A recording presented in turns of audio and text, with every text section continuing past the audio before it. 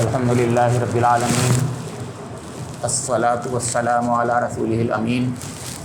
وعلی آلہ وصحبہ اجمعین اما بعد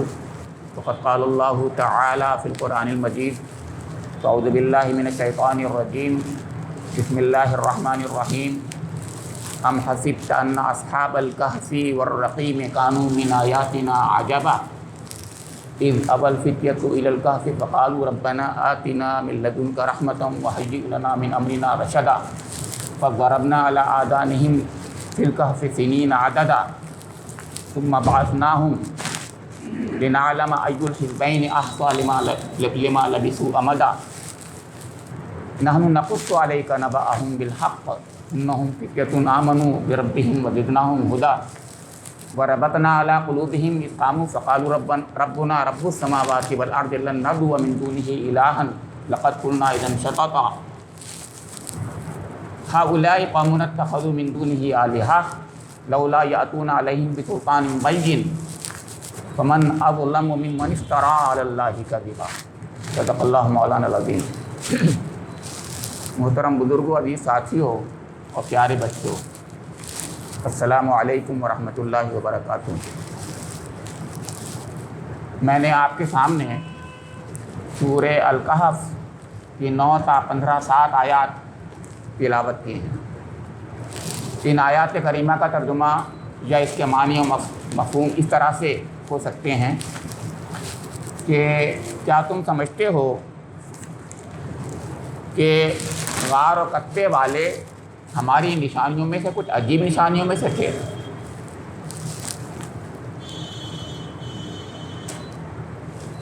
ان میں سے چند نوجوان جب انہوں نے غار میں پناہ لی تو انہوں نے اپنے رب سے دعا کی کہ اے پروردگار، ہم کو اپنی رحمت خاص سے نواز اور ہمارا معاملہ درست کر دے۔ تو ہم نے انہیں اسی غار میں تھپک کر سال ہا سال کے لیے سلا دیا۔ پھر ہم نے انہیں اٹھایا تاکہ دیکھیں کہ ان کے 2 گروہوں میں کون اپنی مدت قیام کا ٹھیک شمار کرتا ہے۔ ہم ان کا اصل قصہ تمہیں سناتے ہیں۔ وہ چند نوجوان تھے جو اپنے رب پر ایمان لے آئے تھے اور ہم نے ان کو ہدایت میں ترقی بخشی تھی۔ ہم نے ان کے دل اس وقت مضبوط کر دیے جب وہ اٹھے اور انہوں نے اعلان کر دیا کہ ہمارا رب تو بس وہی ہے جو آسمانوں اور زمین کا رب ہے۔ ہم اسے چھوڑ کر اگر کسی کو خدا بنائیں گے تو بہت ہی بیجا بات کہیں گے۔ یہ ہماری قوم نے اللہ کے سوا دوسروں کو خدا بنا لیا ہے، وہ کیوں نہیں اس کے بارے میں واضح دلیل لے آتے؟ اس شخص سے بڑھ کر ظالم کون ہوگا جو اللہ پر جھوٹا بہتان کرے۔ اصحاب کہف کا قصہ ان قصوں میں سے ہے جو میں نے بتایا تھا آپ کو کہ انبیاء کرام کے علاوہ اللہ تعالیٰ نے جو بندگان خدا کے قصے سنائے تھے، اور ان بندگان خدا میں سے وہ لوگ جو اللہ کے کرم اور نوازش کے باوجود انہوں نے جو ہے اپنے رب سے لو لگائی تھی۔ اللہ کا کرم و نوازش 2 قسم سے ہوتی ہے۔ ایک کرم نوازش جو ہے اقتدار کی شکل میں، مال و جاہ کی شکل میں ملتی ہے، جو ذوالقرنین کو ملی تھی جس کا ذکر کیا جا چکا، اور ایک اللہ کا کرم و نوازش روحانی میدان میں ہوتی ہے۔ اس میدان میں ہوتی ہے کہ اللہ تعالیٰ کسی کو اپنا بنا لیتا ہے، اپنا مقرب بنا لیتا ہے، اور اس کو ثبات استقلال بخشتا ہے اس کے دین کی راہ میں، اور اس کو عظیمت بخشتا ہے کہ وہ بڑی سے بڑی قربانی کے لیے تیار ہو جاتے ہیں۔ چنانچہ یہ اصحاب کہف کا قصہ اللہ رب کریم نے حالانکہ سنایا تو تھا ان لوگوں کے سوال پر جو سرداران قریش کی زبان سے اہل کتاب نے پوچھا تھا، جو عیسائیوں کے بڑے علماء نے سرداران قریش کو سمجھا کر بھیجا تھا کہ یہ سوال کرو، اگر اس کا جواب دے دیں گے تو یہ رسول ہوں گے۔ حضور نبی اکرم کے بارے میں کہا تھا۔ تو قصہ تو ہے سوال کے جواب میں، لیکن اس کے اندر جو نصیحت ہے، اس میں جو معزت ہے، اس میں جو ہدایت ہے، وہی خاص اس کا مقصد ہے جو قرآن پاک بیان کرتا ہے۔ چنانچہ ان آیات کے بارے میں پہلی آیت میں فرمایا ہے ام حسبت ان اصحاب الکہف والرقیم کانوا من آیاتنا عجبا، کہ کیا تم یہ سمجھتے ہو کہ وہ غار والے اور قصبے والے جن کا تم ذکر کر رہے ہو، جس کے بارے میں تم سوال کر رہے ہو، وہ ہماری نشانیوں میں سے بڑی عجیب نشانیوں میں تھے؟ یعنی انہوں نے یہ کہا تھا اس وقت کہ میاں تم کیا ہو، ہمارے ہاں تو ہمارے دین پر چلنے والے راہب اور ہمارے رہبان اور ہمارے علماء میں سے کچھ چند ایسے گزرے ہیں جو خاص لوگ تھے، ان میں سے اصحاب کہف بھی تھے، یعنی وہ صاحب کرامت تھے ان کی نظر میں۔ قرآن بھی کہہ رہا ہے، ایسی بات نہیں ہے کہ وہ اس میں کوئی خاص بات نہ ہو، لیکن کیا تم سمجھتے ہو کہ وہ خاص نشانیوں میں سے تھے؟ گویا کہنا یہ تھا کہ انسان اگر غور کرے تو کائنات کی ہر چیز میں نشانی، بس چونکہ وہ روزانہ نظر آتی ہے اس لیے وہ ہمیں کرامت نظر نہیں آتی، وہ ہمیں معجزہ نظر نہیں آتا۔ اگر وہ کبھی کبھی ہوتی یا قانون فطرت جس کو ہم کہتے ہیں، قانون فطرت کوئی چیز نہیں ہوتی، اللہ تعالیٰ کا قانون ہے، وہ جیسا چاہے اس کو کرے، مگر وہ روزانہ جو ہوتا ہے اس کو ہم قانون فطرت کہنے لگتے ہیں۔ جو قانون فطرت کے خلاف نظر آتا ہے گویا تو اس کو ہم کرامت یا معجزہ کہتے ہیں۔ تو اللہ تعالیٰ کی دست قدرت میں تو سب کچھ ہے، کیونکہ اس نے سب کچھ بنایا ہے، لہذا جب سورج اور چاند جیسی چیزیں اور کائنات کا ہر یعنی گیلیکسی کی ہر گیلیکسیل باڈی اور کائنات کا ہر ذرہ اس کی نشانی، تو اس میں تعجب کی بات ہونی چاہیے تھی، اور تم ان باتوں کو میں الجھا رہے ہو اور یہ کہہ رہے ہو کہ بتاؤ اصحاب کہف کے بارے میں، وہ تو بہت ہی صاحب کرامت لوگ تھے، یہ کہنا تھا۔ اور گویا اس طریقے سے حضور نبی اکرم محمد مصطفیٰ صلی اللہ علیہ وسلم پر وہ ایک قسم کی پھبتی کس رہے تھے کہ تمہارے پاس کیا ہے، کیا معجزہ ہے۔ جی وہ کہنا چاہ رہے تھے ہمارے ہاں تو صاحب کرامت لوگ گزرے، اور سنائیے وہ کیا ایسے لوگ تھے، وہ آپ پہلے تو بتائیں تھے کون وہ، اور وہ کیا تھے، اور دوسری بات تھی وہ کتنے تھے، اور وہ کتنے دن غار میں رہے، سوتے رہے، وغیرہ وغیرہ، یہ تمام سوال انہوں نے کیے۔ تو اللہ تعالیٰ نے فرمایا کہ اذ اول فتیۃ الی الکہف، کہ وہ چند نوجوان تھے جنہوں نے غار میں پناہ لے لی تھی۔ اذ اول فتیۃ الی الکہف فقالوا ربنا آتنا من لدنک رحمۃ وہیئ لنا من امرنا رشدا، تو انہوں نے اس وقت دعا کی، غار کی طرف گئے، خود غار میں کون جاتا ہے، اپنے گھر کو کون چھوڑتا ہے، غریب الوطن ہونا کون پسند کرتا ہے، جب ہی کرتا ہے جب اس پر اس کی یہ دنیا تنگ ہو جاتی۔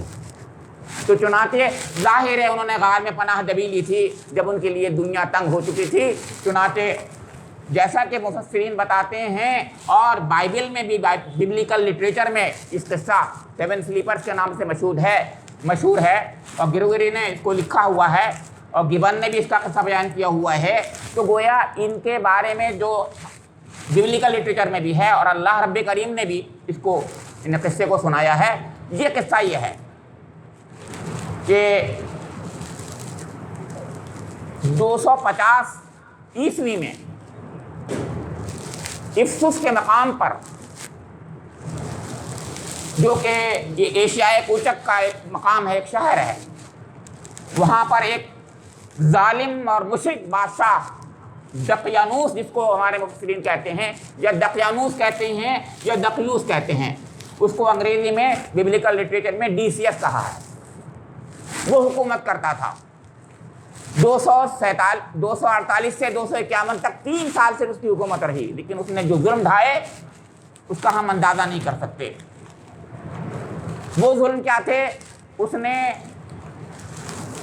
اپنے اس بت پرستی کو، شرک پرستی کو مستحکم کرنے کے لیے، اور وہاں پر اس شہر میں جو سب سے بڑی دیوی تھی ڈائنا، وہ چاند دیوی کہلاتی تھی، گویا چاند کی دیوی تھی، شماس تھی، تو اس کو جو ہے شماس تو سورج کو کہتے ہیں، تو گویا وہ چاند کی دیوی تھی، اس کو وہ پوچھتے تھے، ڈائنا نام تھا اس کا، تو وہ کہتا تھا اس ڈائنا کی پرستش کرو۔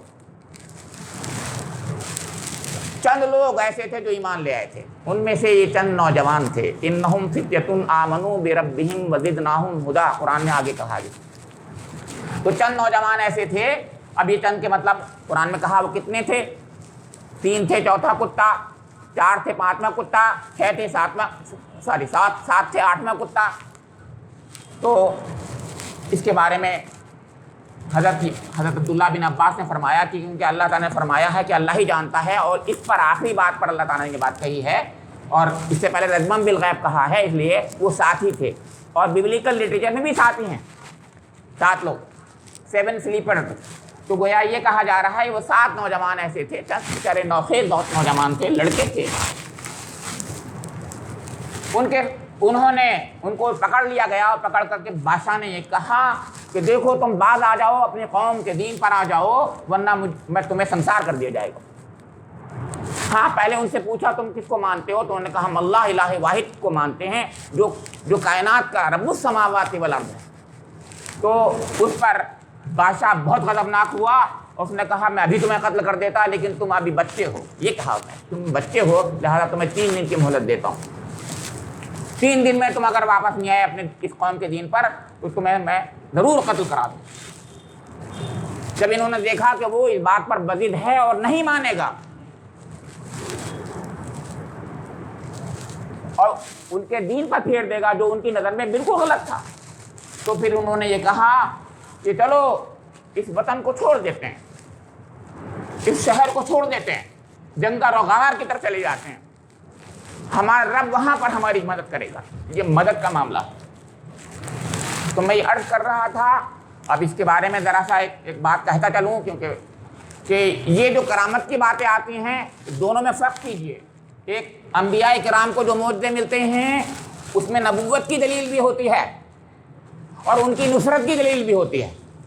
لیکن اللہ تعالیٰ انبیاء کرام کے پیرووں کو جس کرامت سے نوازتا ہے اس میں عموماً نصرت کی دلیل ہوتی ہے، اس میں عموماً نصرت ہوتی ہے اللہ کی، اور نصرت جب ہوتی ہے جب عظیمت کی راہ وہ اختیار کرتے ہیں، عظیمت کی راہ میں ان کی جان کی بازی لگا دیتے ہیں، اور دنیا کے سامنے حق کہنے میں ان کی زبانیں کھینچنے کی باتیں آ جاتی ہیں، تو اس وقت اللہ تعالیٰ ان کو نصرت سے نوازتا ہے۔ چنانچہ دیکھیے یہ بھی ایسے ہی ہوا واقعہ ہے۔ تو یہ کرامت ورامت کی بات جو ہم کرتے ہیں جس انداز سے، اس کو اس انداز سے لیجئے۔ کرامت یہ ہے کہ اللہ رب کریم کی راہ میں عظیمت کی راہ اختیار کی جائے، اس پر اللہ کی نصرت اگر آ جائے تو یہ کرامت ہے، اس سے بڑی کرامت نہیں ہے۔ اور کسی ولی نے کہا بھی تھا 3 دن تک رہنے کے بعد کسی سے پوچھا کہ ہم نے تو تم نے کوئی خاص بات نہیں دیکھی، تو انہوں نے کہا اچھا یہ بتاؤ قرآن و سنت کے خلاف میں نے کچھ عمل کیا ہے؟ میں یہ تو نہیں کیا، یعنی اس سے بڑی کرامت کیا ہو سکتی ہے؟ تو دنیا میں سب سے بڑی کرامت تو یہی ہے کہ ہم اپنے رب کی راہ پر چلتے رہیں، اس کی عبادت صحیح طریقے سے کریں، اس کی اطاعت کرتے رہیں، تو یہ بھی بہت بڑی عظمت کا کام ہے، بہت مشکل کام۔ اس پر اللہ کی نصرتیں آتی ہیں، تو فرمایا وزدناہم ہدی، ہم نے ان کی ہدایت میں ترقی بخشی۔ کیسے بخشی؟ تو فرمایا کہ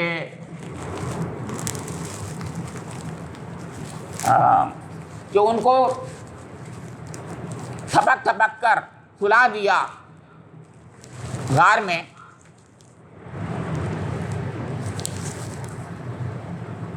فضربنا علی آذانہم، فضربنا ایسے ایک ماں جو ہے جس طریقے سے ہر طریقے سے ہلکے ہلکے جو کانوں پہ ہاتھ رکھ کر کہتی ہے، اس میں لوری دیتی ہے، اور بغیر لوری کے بھی جب اس طریقے سے کیا جاتا ہے تو میں نیند آتی ہے۔ تو قرآن پاک میں عربی کا مقولہ بھی ہے، قرآن پاک میں فضربنا علی آذانہم، بہت پیارا اس کے اندر لہجہ ہے اور بہت ہی حقیقت کی بات ہے، یہ ایک تجربے کی چیز بھی ہے کہ جب اس کے ہلکے ہلکے کان پر ہاتھ اس طریقے سے رکھا جاتا ہے تو نیند آ جاتی ہے۔ اللہ رب کریم نے اپنے خاص کرم سے ان کو سلا دیا، گہری نیند سلا دیا، اور وہ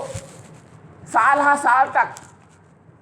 اس غار میں نیند کی حالت میں رہے۔ فی الکہف سنین عددا ثم بعثناہم، پھر ان کو اٹھا دیا اللہ تعالیٰ نے۔ اب کتنے دن وہ غار میں رہے اس کے بارے میں پھر اختلاف ہے، قرآن پاک ذکر کرتا ہے، کچھ لوگ کہتے ہیں کہ 300 سال یا اس پر 9 بڑھا دیتے ہیں۔ اس پر اورینٹلسٹ نے بہت بڑا اعتراض کیا کہ جس کا واقعہ ہم بیان کرتے ہیں اور جن سلیپرز کی بات ہم کرتے ہیں وہ تو 197 یا 200 سال کے قریب ہی غار میں رہے تھے، اور تمہارا قرآن یہ کہتا ہے۔ اس پر ہمارے مفسرین نے باقاعدہ تحقیق کی اور بالکل صحیح ہے وہ بات۔ آپ قرآن پاک کو پڑھیں اور آپ کو اندازہ ہوگا، کیونکہ اللہ تعالیٰ یہاں پر ان کے اعتراض کا ذکر کر رہا ہے، ان کے اقوال کا ذکر کر رہا ہے۔ کچھ لوگ یہ کہتے ہیں، کچھ لوگ یہ کہتے ہیں، کچھ لوگ یہ کہتے ہیں۔ تو اس زمانے کی روایت یہ کہتی تھی کہ وہ 300 یا 309 سال ہے۔ تاریخ اگر یہ کہتی ہے کہ 196 سال رہے تو بھی قرآن پاک کا نیگیشن نہیں ہوتا، کیونکہ قرآن یہ ذکر کر رہا ہے کہ کچھ لوگ یہ کہتے ہیں، اور پھر فرمایا کہ لوگ اللہ ہی ان کی مدت کو، قرآن میں اس کے آگے کہا اللہ ہی ان کی مدت کو جانتا ہے۔ تو کیوں کہتا ہے اللہ تعالیٰ ان کی مدت کو جانتا ہے؟ جب وہ 309 کی بات کہہ دی تھی اللہ تعالیٰ نے، پھر یہ کیوں کہتا ہے اللہ تعالیٰ کہ ان کی مدت کو اللہ ہی جانتا ہے؟ اس کا مطلب یہ ہے کہ صحیح مدت نہیں بتا رہے ہیں لوگ۔ تو یہ جب اس طریقے سے 300 یا 196-97 سال کے بعد اٹھے تو دنیا بدل چکی تھی۔ اب وہاں عیسائیت، وہ عیسائیت نہیں جس کو ہم عیسائیت کہتے ہیں، بلکہ حضرت عیسیٰ علیہ السلام جو اللہ رب کریم کی طرف سے آیا ہوا اصلی دین ہے، حضرت عیسیٰ علیہ السلام پر جو نازل ہوا، اس کے پیرو ہو گئے تھے۔ لیکن ایک وہاں پر سوال تھا، ایک اشکال تھا، اس پر مناظرے ہو رہے تھے، وہ یہ کہ مرنے کے بعد کوئی زندگی ہے کہ نہیں۔ باقی سب چیزیں ٹھیک تھیں، توحید کو ماننے والے تھے وہ لوگ، حضرت عیسیٰ کو ماننے والے تھے، رسالت کو ماننے والے تھے، لیکن عقیدہ آخرت کے بارے میں ان کے ہاں ایک بہت زیادہ شکوک و شبہات پائے جاتے تھے، کیونکہ یہودیوں کے اثر سے صدوقی یہودی اس کا انکار کرتے تھے۔ ان سے مناظرے بھی ہوئے۔ چنانچہ یہ جو اب بادشاہ ہے 200 سال کے بعد، جو 408 سے 450 تک افسس کا بادشاہ رہا، قیصر تھا، اس کا نام تھیوڈیوسس ہے۔ تو یہ جو ہے آپ کا بادشاہ جو ہے یعنی عیسیٰ علیہ السلام کو ماننے والا سچا تھا، سچا مومن تھا۔ وہ دعا کرنے لگا، سوچیے باتیں غور کیجیے، یہ دعا کر رہا کہ اے اللہ اسی طریقے سے کوئی ایسی راہ نکال دے کہ لوگ جو ہیں اس آخرت کے بارے میں شکوک و شبہات میں مبتلا ہیں، اس سے نکالا۔ غور کیجیے آپ، اللہ رب کریم نے کہاں یہ واقعہ اور کہاں وہ بات، وہاں وہ ادھر سو رہے تھے وہ، یہاں یہ واقعہ رونما ہوا، یہ سب کچھ اللہ کی طرف سے تو ہوتا ہے۔ تو گویا اس زمانے میں یہ سوال اٹھے گا، 200 سال بعد یہ سوال اٹھے گا، اس کا جواب اصحاب کہف دیں گے، اپنے عمل سے دیں گے۔ کیا بات ہے، اللہ تعالیٰ کے معاملات ہی عجیب ہیں۔ تو چنانچہ اس کی دعا بھی قبول ہو گئی، اور ادھر یہ اللہ تعالیٰ کے حکم سے اٹھ گئے۔ بات لمبی ہو گئی ہے، انشاءاللہ باقی بات اگلی بار کہوں گا۔ اللہ رب کریم سے میری دعا ہے کہ مجھے اور آپ لوگوں کو بھی قرآن پاک پر ایسے ہی ایمان لانے کی توفیق عنایت فرما دے جیسے رب کریم چاہتا ہے، اور اللہ تعالیٰ اپنے حبیب پر ایسے ہی ایمان لانے کی توفیق عنایت فرما دے جیسا میرا رب چاہتا ہے، اور رب کریم کی ایسی محبت اور اس کے نبی کی ایسی محبت ہمارے دلوں میں جاگنے فرما دے جیسے اللہ اس کے رسول چاہتے ہیں۔ ربنا تقبل منا انک انت السمیع العلیم، تب علینا انک انت التواب الرحیم۔